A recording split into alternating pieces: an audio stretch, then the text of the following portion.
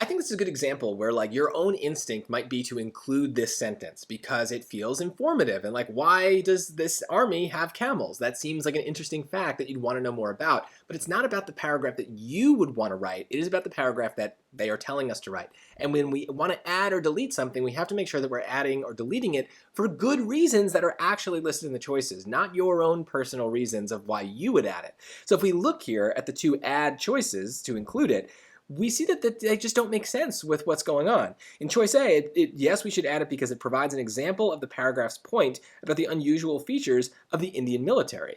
Well, that's not the paragraph's point. The paragraph is very much about this parade. It's talking a lot about the parade. It's not about the military, in particular the camels. They're just one little sideshow in this whole thing. So this is just not an accurate statement.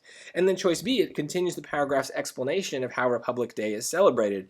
Here, the topic of the paragraph is right, but no, the sentence doesn't contribute to that. The sentence is not continuing the explanation. It's talking about camels and why we use camels in the desert. So that's not about the parade. So in both A and B, we're kind of like missing the fact that like the main ideas don't line up. The main idea of the sentence does not line up with the main idea of the paragraph.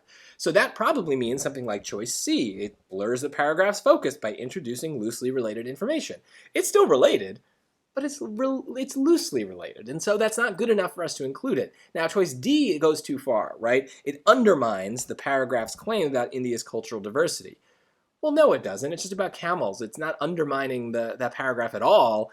And I don't really think that that's like a main part of the paragraph anyway. So this is just a good example of like, if you have two choices that seem similar to you, one of them is usually stronger, more aggressive than the other, go with the weaker choice. Weaker choices are better. And yeah, maybe you find this camel thing interesting, but your instincts won't always be right for these add or delete questions. You can have your instinct, but you have to verify it with the choices because sometimes they give you bad reasons, and those reasons are the ones that matter, not your reasons.